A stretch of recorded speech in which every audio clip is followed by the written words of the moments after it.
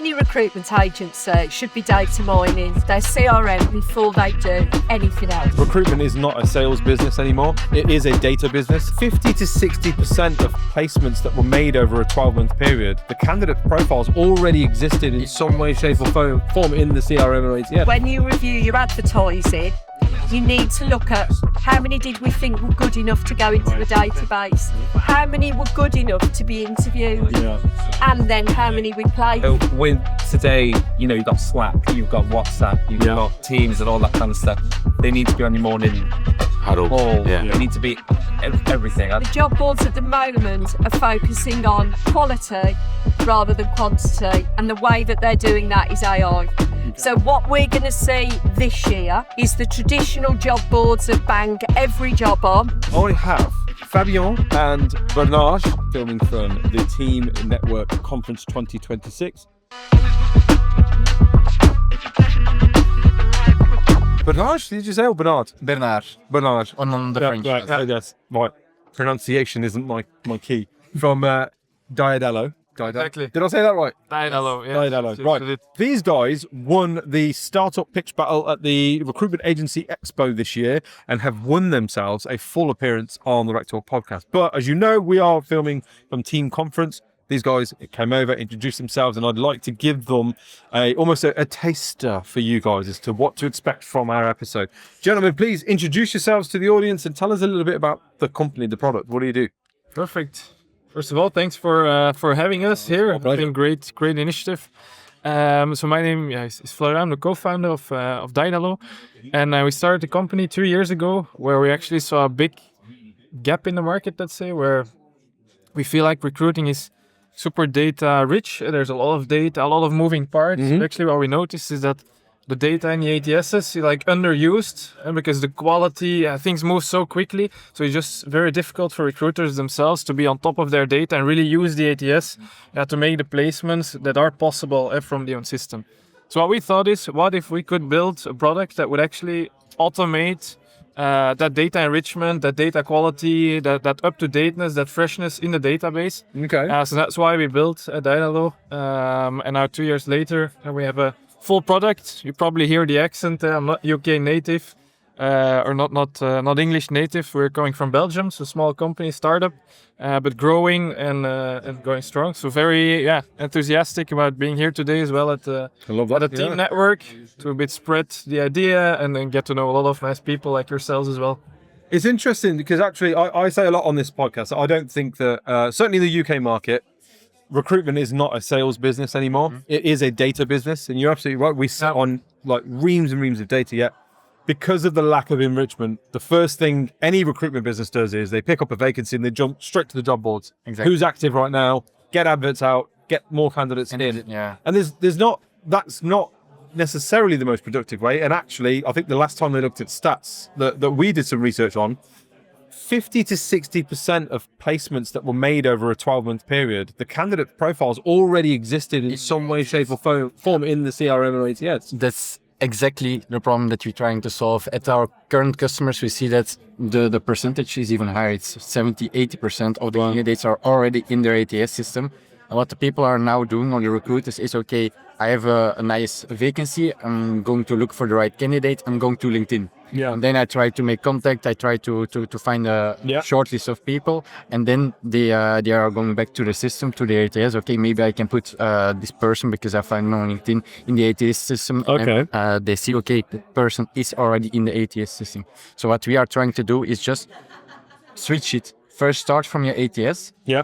Make your short list. And if you can't find the right people, or you cannot come in contact with a warm lead in your ATS system, then go to LinkedIn Recruiter. So how are you enriching this data then? So are you looking at like expired profiles and sense checking against LinkedIn as a source data file to say, okay, Bernard used to work here, but now he works here, so let's update that record? Or are you validating that information by communicating with the candidate in some level of sequencing? No, so we look at all the data that's already in their system. So the internal data, it's all the CVs, all the notes, all the data that's already in different fields, and make sure that we know what's the most up-to-date and relevant information. And then we're going to make the check with the external data. For example, everything that's on LinkedIn and on other platforms, etc. the most relevant data we will push back to the system. Okay. We only push back the data that we are 100% sure that is completely fine and completely correct. No, I understand that. Do you guys not worry, but is it not a fair thing for me to say that actually I should expect my current CRM or ATS to do this anyway? Because Look, outside of the recruitment industry, CRMs are far more advanced and will do this sort of stuff as part of what they do. But I'm just I'm curious to see like kind of why you feel that CRMs and ATSs, legacy platforms, aren't doing this already. It just seems like an obvious thing to go. We need to do this. I think what we noticed when building the company is that there's different levels to enrichment in a way, right? So you have the most basic enrichment that some tools can offer. It's like you see that Bernard, you need change the jobs, and then just the job title and the company name changes, and there it stops. Because you're right? 100% sure. Yeah, Everybody can build that. You can even do it with Cloud, for example. But then the question is, does that really help the sourcing process of the recruiter? So how far are you guys going then? Exactly. So what we really focus on is the taxonomy. So to what category does this person belong? Is he working in finance? Is he a HR professional? And then also in finance, for example, what type of finance profile is this person? And so for example, what you would see is that if someone starts as a financial controller, maybe they will grow to finance manager, but then it's also relevant, and that's where really the value comes, is that we first learn the taxonomy of the customer, really focus on understanding that, and then using that information to then fill in, okay, but now this person is a finance manager, and that doesn't only change that value on that record to find that person easier on, now I'm looking for a finance manager, but it also gives a signal such as, okay, but maybe this person now, it's a candidate in the system, but actually he or she has hiring power. So maybe we should also create that person as a contact, for example. Yeah. And we can give the recruiter a signal like, look, you made a progress in his career. We placed Bernard 5 years ago. You actually haven't been keeping in touch with him, but he is now a senior member of the SLT team with hiring responsibilities. Exactly. Maybe Let's pick up contact, give a signal to the recruiter, and then so that's like the different levels of enrichment. And that's why I think, going back to your original question, that's why I think ATS systems themselves, they will not go into that kind of depth, because really there's a back and forth, right? We really do some sort of consulting style as well. First, really learning about their process, looking at their taxonomy, trying to optimize it, then looking at all the different specialties they're focusing on. For example, you have an accountant, but you have an AR accountant, an AP accountant, you have like 5 different types of accountants. And once you look at the profile, you really need to be able to pinpoint the right type of accountant, and that's an ATS is not going to do that. No, exactly. And it's always customizable. What we notice is that every customer, even though they're all placing like finance profiles, they all have their slightly different nuances of. For me, this person is an accountant, an AR accountant, but could also be tagged as maybe head of accounting because he showed like his 5 years in business. So exactly, I want to give that tag already because I think I will be able to place that person as head of. That they have this kind of responsibilities in their career. So maybe he can become a finance manager. He isn't a finance manager at the moment, but he can become one. Yeah. Those types of things. There's like the flavors that we can provide. I like that. Exactly. I like that. Excellent. Let's talk about team. How long have you been members of Team Network? So we're a young company, as I mentioned. Like we exist for 2 years. So we got to know Simon and Andy last year on the Birmingham Expo, the Recruitment Expo. I think we also first met. That's why, and then we started talking, and so there we said, okay, I think the network, the community seems very great. Let's try. So I think since October. Yeah. So now for us, it's also the first time here in the countryside. Yeah. So. Yeah. Okay. This is my neck of the woods. Beautiful place. It is beautiful place. Right. I'm going to finish off with one slightly difficult question for you guys. And then this is more because I think it's always valuable to do a kind of VOC exercise. If you could give Andy and Simon and the guys at Team any feedback on what they could do differently or better to really help kind of elevate what value you extract from Team, what would that be? What would you like to see them do more of? Well, it's quite a difficult question because we are new to. Yeah. And it's also the morning still, but But is there anything that you've noticed or seen in terms of what they do where you're like, oh, actually, this would be really nice? Yeah. Some positive things, I think. They offer a lot of different workshops and online meetings, etc. We have been involved in those. We were really able to show what we can do. So that's very positive. Maybe for this conference, we are involved in a workshop, but it was because we asked to be involved and it was a little bit last minute. Maybe there could be more of an opportunity for the service provider to just have a little slot to speak and give some extra feedback concerning the product. Like that, Now for the rest, I think we have to see. I think what I liked a lot this morning, it felt a bit chaotic, but with the introduction, they said, okay, now 10-minute speed dating, like you have to talk to someone you don't know, and like every 30 seconds it was the horn, and then I need to speak to someone else. But we got here yesterday evening. I think it would be a great idea to also maybe put some structure in like the networking on the Thursday evening, right? Maybe also already use some naming cards so that you have an idea, like or are those people service providers or maybe recruiters as well? So maybe for that first evening, do some small something like this just to get people to get it started already. And they tend to, I was guilty of that. We come in and I go straight to the people that I know the best and just sit with them. And then I noticed that there was a period of time last night, certainly where you guys were kind of like sat together and kind of, we don't know who to go and talk to. We don't know anybody here, so there's just there's some small sort of facilitation of it doesn't have to be a lot, right? Because I think everyone is recruiters, so everyone's social, everyone loves to talk, etc. But it's like it's not too easy. Just break that ice. And I think then there's a huge opportunity to, if you have that click on a Thursday evening, then Friday morning at breakfast, you're not like, we talked yesterday. So stay away from that person, then make troublemaker. Exactly. That person buys shots. Well, there you go. Yeah. Gentlemen, are you staying for the gala this evening? Unfortunately not. Unfortunately not. Yeah. But you never we know. came by car, so it's an 8-hour drive. So are you driving back to Belgium today? Yes. Tonight? Yes, tonight. During the night, actually. Yeah. Right, fair. Because he leaves on holiday tomorrow around noon. Very nice. So, where are you going? Egypt. Oh, okay. You've been before? No, never. Just a relaxing holiday. Normally, I do something adventurous or I try to do something in the nature. Yeah. And this time, my girlfriend said, "No, I go to the beach." I want to go get scammed in Egypt. Yeah. Negotiate the taxi prices wherever you go. Everything, whatever they tell you, this costs this much. Half it. Yeah. Yeah, they will see you coming. But hey, thank you, gentlemen, for joining me. We will arrange a proper episode for us to kind of have a real detailed deep dive into the product and what problem you solve, talk more about the ICP. But for now, guys and girls, those who are watching, if you want to hear more about what the guys do, you want to connect with them on LinkedIn, everything you need will be in the description of this video. Right, guys and girls, I have the amazing team, or some of the amazing team from Candidate Source, the Rector's recommended candidate source, called Amy and Michelle. Thank you very much for joining me. Ladies, would you first of all like to introduce yourselves to the audience? I'm Amy from Candidate Source, as Nitin has said.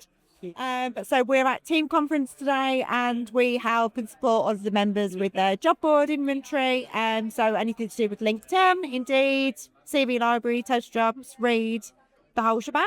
Michelle from Candidate Source doing exactly what Amy does. Team Conference today, so it's our chance to chat rubbish really with team members, catch up on what the kids are doing, where they've been on the holidays, that sort of thing today. Love that.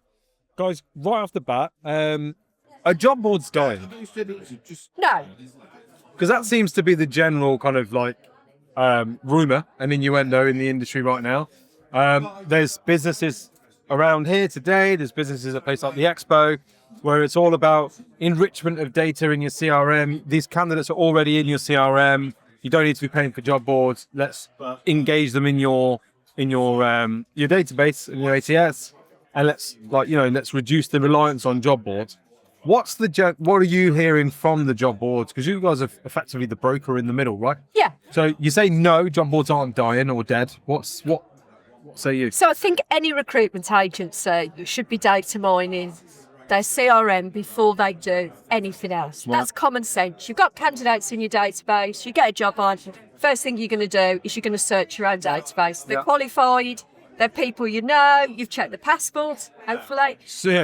All of these things are on the assumption that you're doing the job properly, But there's no branding, so nobody knows that you're there because that job isn't going out, so you're not showcasing what you're doing, how you're doing, and everybody needs fresh blood into that database. You can't live on the same people. The job boards understand that at the moment there's a lot of applications. Not all of them suit the needs. So the job boards at the moment are focusing on quality rather than quantity. And the way that they're doing that is AI.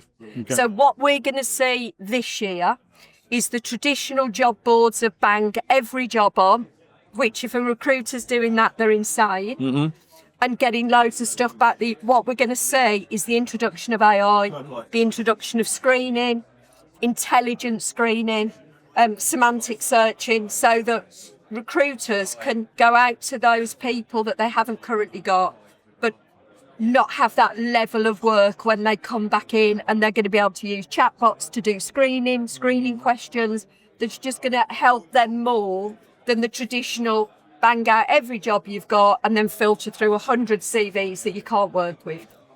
There's extra products as well that people don't necessarily always use that are out there. So we've got things like Solus emails with Reed that you can use. So if you've got certain projects that you're working on, there's these extra products that are available, not just CV database and postings. There's lots of extra products that people can be using for certain projects that they're working on to get in a higher quality of applicants and try and get that relevance better and you know, dig down into what you're looking for and use those products to find that. And then there's little tips and things that we talk to people about all the while that, you know, recruiters have used these boards for a long time, but there's just little bits in there that if you use, it can just help to do something a bit more effective. Isn't that like everything in recruitment at the minute? Whereas if you're doing what you've done exactly the same for the last 10 years, you're the recruitment agency that's struggling or failing. The successful recruitment agencies are the ones that are looking at what they do and going, right, these bits are good, these bits are, this is the bit that we're going to plug tech into, this is the bit that we're going to keep human. And it's no difference with the job boards. It's just, you know, we're seeing Indeed, we're seeing LinkedIn, they're strong because they're doing something new. Yet people are using the job boards in exactly the same way as they have for the last 10, 15 years. That's the problem with the job boards. Interesting. So is it unfair then for me to say that the job boards kind of did this to themselves when they encouraged a mass application kind of ratio, right? Yes. Because like, I remember, you know, when I ran my recruitment business, we would get applications from all around the world and very irrelevant applications. And we'd be like going, you told us as a job board that you would intentionally put these vacancies in front of the relevant audience and the right people. So how is a sandwich artist from Subway seeing this job for management accountant in the first place, let alone applying for it? Or how is this person sat in Kerala, India? Why are they on cvlibrary.co.uk applying for jobs in the UK when it's explicitly clear that you need sponsorship or right to work in the UK too? Do you know what I mean? Yeah, because they wanted traffic. And the traffic then was what they went out and sold. Put all your jobs on, you're going to get all this traffic. And the job boards had the luxury of being really the only solution out there. And then Indeed came along and LinkedIn came along with the technology that they've got behind it. And all of a sudden, the job boards are almost playing a little bit of catch up and saying, right, what? But over the next 12 months, we will see that field, hopefully, if what they're saying they deliver, we'll see that change with the introduction of their... Well, it's almost like they've got a choice but to do this now, though. Well, I think they don't. It's like anything, whether you're a recruitment agency, whether you're a CRM or a tech provider or a job board, it's adapt or die right now. You have to do something different or you're going to perish. But I think you've got to view them all, the 5 of them, as, because really there's 3 job boards, isn't there? There's Reed, there's CV Library and there's Total Jobs, the big boys. Then you've got Indeed and then you've got LinkedIn. And I think as a recruiter now, you've got to view all 5 as part of your candidate attraction. So the people that I've only used job boards, I haven't well, no, we've moved on. But the people who are going, I only use LinkedIn, what do you do with the jobs that you're not filling then? Yeah. Do you just put them in a drawer and go, I've filled them with... Couldn't find them. Yeah. So I think any recruiter should be looking at all 5 options and going, right, what can I get from each one? What does each one deliver? And almost spread that. Yeah, sort of. market. Yeah, gone are the days where you pick up a vacancy and you just splash it over every job Yeah. board. Really, what you should be doing now is go, okay, the candidates for this are probably likely to be sat on LinkedIn or Indeed. So that's where I'm going to go first. That's my point of attention. And yeah, can be serviced with this can be serviced with that. And you guys are obviously actively involved in supporting your customers making that decision, right? Yeah, we are, yeah. And they all use their marketing in different ways, so they all attract different pools of people. So, like Sean said, it's not a one-fits-all policy with them. Each of them has their own niche and they all have their own speciality. So, yeah, that's what we help the members with, is looking at what they've got as a whole package, seeing what roles they've got on, and then what they need to use for each. Yeah. But you don't do the same every year. No. So that's where your CRM comes into play, because before you renew, you should sit down and go, right, what have we had? Where have we had it from? Yeah. We can see we get trades from here. We can see we get, senior management from here. So that's what we're going to use the next 12 months. And that's where your CRM and everything then moves on based on fact, rather than this is what I've always done, this is what I'll always do. Yeah. All right, that's fair. From being on the ground and so closely working with your members and your customers and team members, what are the guys and girls out there that are winning? What are you seeing that they're doing differently? Adapting, taking on change, not just doing the same thing all the while. They are looking at new ways of working, new options. Tends to be the ones that are doing well, really.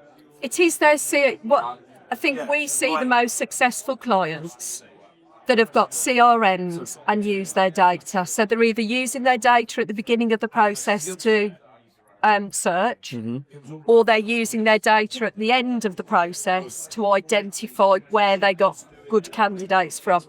And we're also trying to speak to people about what defines a good candidate from advertising. So a lot of people say it's if we place them, but you only place one person, but you could have 10 really good people that came from a different source. So what we're trying to encourage people to do is when you review your advertising, you need to look at how many did we think were good enough to go into the database? How many were good enough to be interviewed? Yeah. And then how many we placed. And actually, your return on investment begins when they were good enough to go in your database, because the job board or LinkedIn or Indeed have done their job. They've delivered you somebody that's good enough.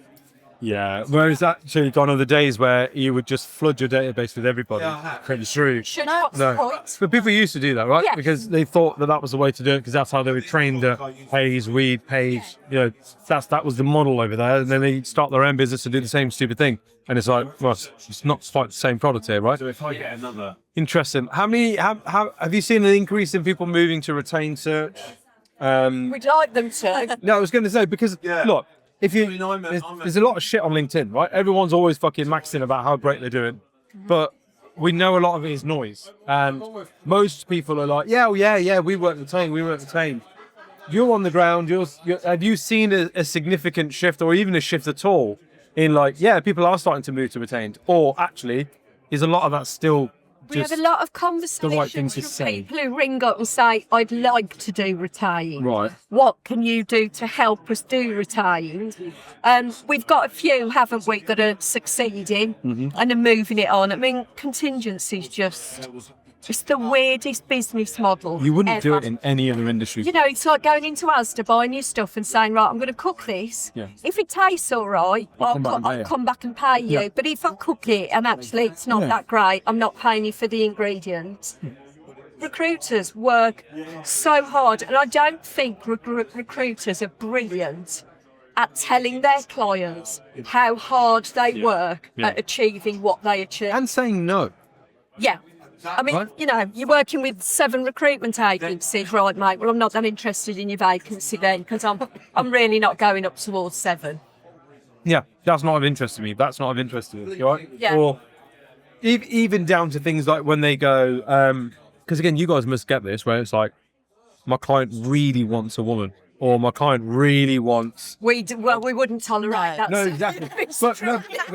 but you must have people that kind of slip it in every now and then or whatever, and you're like, this is an example of a recruiter that's not saying no to their client, right? But that's different to what they send me. So they've done that vetting. So if they're sending it over to us and it said we only want a woman, then it'd be quite a short conversation. So to be fair, the agency have already done that bit. Yeah, what we get is something that they know could go out. So we don't really get that element. It'd be a very short conversation though, if we ever did, but we don't. Fair enough. What advice have you guys got for recruitment businesses to finish off this year in a better place to where they are perhaps now? Join team. Yeah. Was that right? No. So, let me read the paper. Yeah, it says join team there. I've read it. I'll take that. Yeah. Hey, rise. And you do it like, well done. I think recruitment agencies do need to get out of their bubble. Yeah. And move away from that. This is what we've always done. We have this conversation all the time, don't we? You literally send me the same order for the last 15 years with what we've done. And even if it's not team, but getting advice, speaking to other recruiters. But being in a what's room going with on. fellow peers is the difference maker, isn't it? We've had that feedback from a lot of people who attend the recruitment career club for the first time. They're like, do you know how just refreshing it was to sit with somebody who gets it? I can talk to my mates, I can talk to my wife, but they just don't get it because they don't work in this industry. Yeah. But going and sitting and be like, and then getting advice from people who are like, I went through that, try this, is just invaluable, right? Not even advice sometimes. It's just two people talking and you sat there and you think, oh, I could do that. Yeah. Whereas if you're in your bubble, I mean, I'm experiencing this now because obviously we're part of Talent Nexus. And I sit in meetings now and I'm sitting there thinking, I didn't know that. What if I just move that button? And I've been doing this for 16 years, so it's no different whether it's recruitment or any other business. No, I get that. Yeah. I love that. Right, last question for me. We're doing a bit of a VOC exercise, voice of the customer. You guys are members of teams, have been members of team for many Forever. years. Right? From school. If there's anything that they could do differently, better, or more of, what would you like to see? There might be another team. Keep it clean. Keep it clean. Yeah. I think they need more meetings, not necessarily more conferences, I'm amazed that they. but I think conference tends to overshadow the rest of the year. It feels like conference is sort of 9-10 months of the year focus, and I get it, but to us, this is one day. And while conference is happening, we also need all the other stuff to happen as well, because the other stuff is brilliant. You know, the regional meetings, the drop-ins that suppliers do, just the chats that everybody has, like the lunchtime chat that they do for solos. It's fabulous. And I think more of that throughout the year would benefit everybody in team, whereas sometimes it feels a little bit like conference overshadows it. I don't think that's going in the cut. But No, it will. I've told them I'm gonna give them this bit in a video. There you go. There's your feedback from the voice of the customer. Anything you want to add to that, or maybe something else that you want to? No, I was going to say all of the. I think the good thing is all the collaboration that goes on. So it's just making that as accessible as it is to as many people. Do you think enough collaboration happens in team between service providers? I think there could be more between the service partners and things. But I mean, everyone's really busy.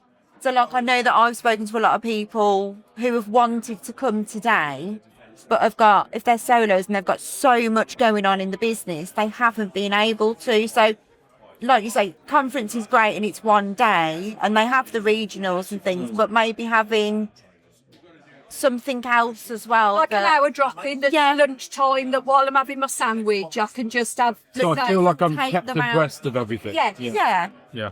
Yeah. Yeah, because we I only get do that. the lunchtime thing for solos as like a, somebody to chat to. But actually, if once a month they did right, it's lunchtime, anybody can jump on, you can ask what questions you. I mean, we do that for the job boards, don't Yeah. we? We get loads of people who come on with a sandwich and go, right, can I just ask how you do this? Is this? And I think that would be good because it's that contact. That's the thing about team is the contact. Love that. I love that. Thank you for your honesty and your advice. Guys, if you want to find out more about Candidate Source, connect with Michelle or with Amy or any of the team, everything you need will be in the description of this video, as always. Thank you for watching, liking, sharing, subscribing, doing all the cool shit you do that allow me to do shit like this for a job. See you later. Ladies and gentlemen, we are still coming to you live from Team Network Conference 2026. With me, I have the Rec Tools Recommended Infinity Staff Global, Chris BG, and as always, Ross Thompson. Gentlemen, thank you for joining me. This is your first time on Rec Talk, isn't it? First time. Yeah. Often behind the scenes. First and last time. Yeah. Maybe. We'll see. Let's hope not the last time. Yeah. Right, look, let's be... I'm going to kick it off with a very difficult question from a marketing perspective now. How easy or difficult has it been for you to help promote and market Ross and the great work that their team do in what is basically very quickly becoming an oversaturated market of, hey, we can find you staff in South Africa and they're really cheap. Yeah. You know what I mean? Yeah. Oh, Honestly, easy. okay. Which Didn't expect either that. I'm just doing a really great job. No, I'm joking. Basically, Paying him too much. yeah. the product and the service that Ross has got, it doesn't need that much marketing. Right. You need the right marketing, yes, and you've got to be efficient, which is great. But because you're so different from your competitors, I don't need to do that much selling and that much marketing. Because we do it so differently. We've built the business over the last 2 years. We've been working together 2 years. Yeah. And we've built it purely on relationships. Like we do our email marketing, things like that, but we've never really spent more money on things like Google Ads or anything like that. It's all relationship based. It's all follow up, and it's all just kind of like that personality.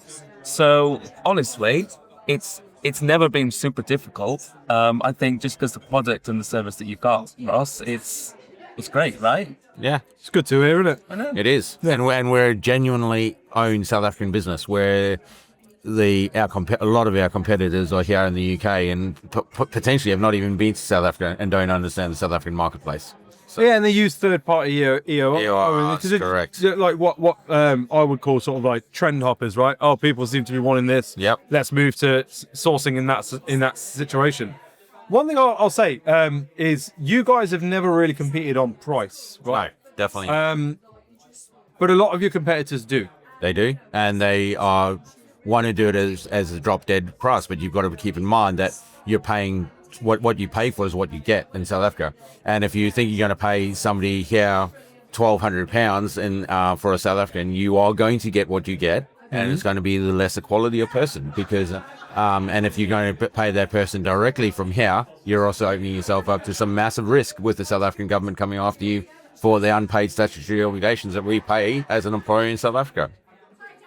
You've mentioned that a few times on the podcast. Have you got examples, or are there case law out there that people can refer to be able to go, oh crap, right, yeah, that was a stinky situation? The South African government's starting to crack down on it. There's a big conversations happening about it. So they see that this is becoming a bigger sector, and they're really starting to look at how they close those loopholes. Well, it's free money that's been left on the table from their perspective, right? Correct. And the South African Revenue Service does not let you forget that, because they will come after you. They're probably one of the most ruthless tax officers that I've dealt with. So, like, you don't pay, you get penalised straight away. Right. Yeah. Fair. So, from your point of view, you talked about you do a little bit of email marketing and that kind of thing. I think everybody watching this at some point or another in the last 6 weeks would have had an inbound message from somebody on LinkedIn saying, hey, are you looking at staffing? Because we can find you people out in South Africa. They're really good and they're cheap too, right? Yeah. You know, the funny thing is, I still get those emails. You still get and approaches. They're obviously not reading their LinkedIn profile before they actually send it. So, yeah. So talk to me about your email marketing campaigns then. So what kind of things are you sending out to people for top of funnel to open up these relationship-based conversations for our friend Ross? So what we do is for example, we record a lot of discussions that Ross has with clients, potential clients, and how that goes. And we do a lot of what is their pain points. So we think we know what they want. We don't do that. We know what they want. We know what their pain points are. We know what the difficulties are. And that is what we do, and that's what we kind of play to. So we are always in touch with our clients, we're always in touch with the candidates, and we know where the barriers are, we know where the difficulties are. So a lot of what we do is we talk to them, not at them. So we are saying, we know that you are struggling with this, and this within your business right now. This is the option that we can do. Or imagine what you could get back. So it's a lot of like solution-based selling and things like that. But yeah, I think, it happens a lot, and I've had this conversation a lot with like email marketing and now with AI as well. You're going to stand out by being like personalized. We don't do much, if at all, mass email out to everybody with the same message. Like, it's personalized. We look at where that business is right now, and we kind of engage them in that way. No, fair. I want to talk to you about this relationship-based approach. Yeah. That I think that's absolutely bang on. In that is, if I was to go, okay, why do you, from my perspective, why do I feel Ross has made such an impact in the short space of time that you've been doing this particular thing in the UK market? I think I would put that down to being visible and being everywhere, and being one of the most approachable people in a room, right? Yeah. Does that not contradict itself when you're then offering a service or a solution that it's centered around offshoring that person to a different country, who therefore will never be in these rooms shaking hands and making friends? And do you know what I mean? It is hypocritical, and yes, I do spend a lot of time here in the UK, much to my wife's disgust. But yeah, it is about building that relationships. But in the sales cycle is important, and even in the recruitment side thing, it's about building those relationships for the people that you're recruiting and stuff like that. So yeah, it is a little bit harder, but I still think there's that opportunity for the South African recruiters and South African resources and accountants and stuff like that, working from South Africa over Teams and building those relationships. So South Africans are good at building relationships. That's what I will say. I think, look, I would back that up. I think what we learned this over the last sort of 12 months in terms of having a South African team for business development and so on, was that actually we needed to change our sales model, right?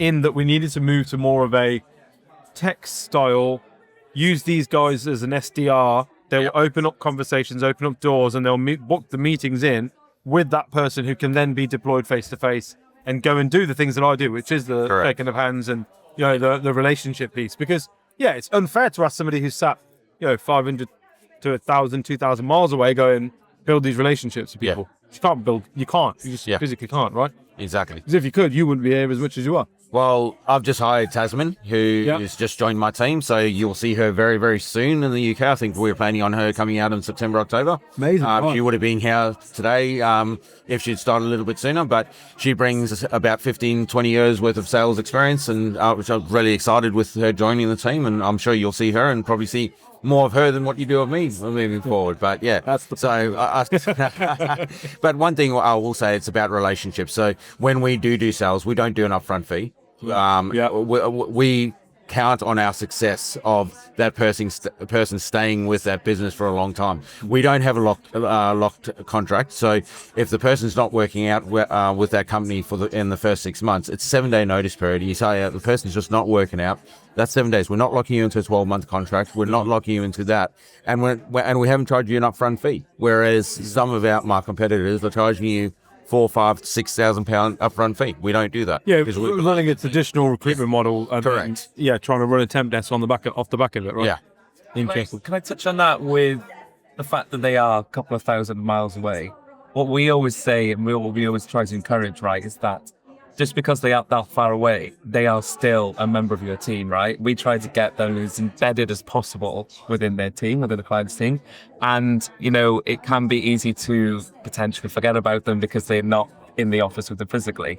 But they need to be thinking like that, They're just working from home or whatever that may be. So with today, you've got Slack, you've got WhatsApp, you've got Teams and all that kind of stuff.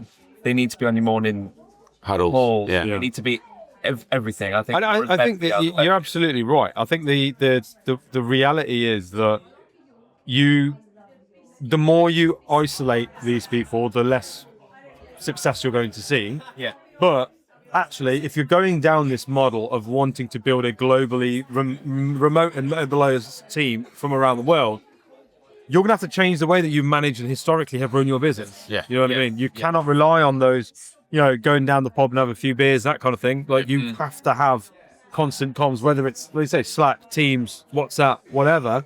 You've got to figure out, how do I build a culture remotely? Yeah. Yeah. Oh yeah. The biggest success we've seen is customers that have done that, have really integrated their offshore members into their team, and they've got great success. So we've had a client that's now got 3 staff with us. The third person started 4 weeks ago. He's already made a placement. We've already paid the commission on it within 4 weeks of joining that organization. That's the kind of stories that we like to see. Yeah, of course.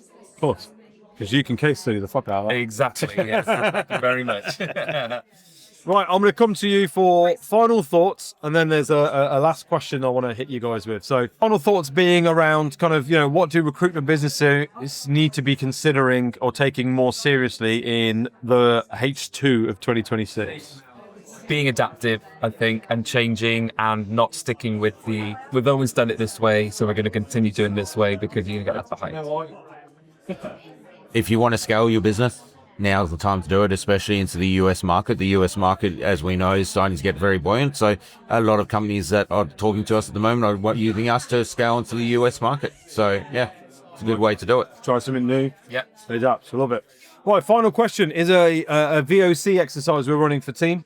You guys have been members of Team for 2 years now? Or 3 years. 3 years? This is my 3rd conference. Right, there you go. Right. Yes, I remember the funny story before I go on to this question. The first time I saw and met Ross was last year at Team Conference. We were sat out on the balcony there, and his chair broke. You had to bring and the fucking fell and rolled backwards. And I was like, what the fuck was that? Who is this and guy? Bless it, he got up, and then he got up and he's a mountain of a man. And I was just like, so every conference. Laugh Ross, at my expense. yeah. Ross is your hookup. Right, so a VOC exercise for Team Network then. They do a lot of things well. They do a lot of good things for the community, for the industry. If you could give them feedback or something that you would like to see them do more of, or something different, something to elevate what they do, what would that be? Probably webinars, more things like that, more engaging, value-added stuff that way. Okay. Not just meeting up in person. I think can we do more stuff online as well, more accessible. Like that? Advocacy. So giving members more industry knowledge, more stuff like that, similar to what the RAC does or for their members. So it's that more knowledge. So like they did with the staffing analytics group here at the conference, just getting that information out to members, I think. Yeah, I like that. Gentlemen, I want to thank you for your time, as always. Guys and dolls, if you want to hear more about Infinity Staff Global, if you want to check out what they do, reach out to the team, connect with Ross, connect with Chris, connect with anybody. Tasman, who we mentioned, Yerrit, fantastic members of staff that Ross has got flanking him in this business. Everything you need will be in the description of this video. New episodes of ours drop every Wednesday, every Friday, sometimes a Tuesday, sometimes even a Thursday. Pick one of those and we'll see you then. Ciao.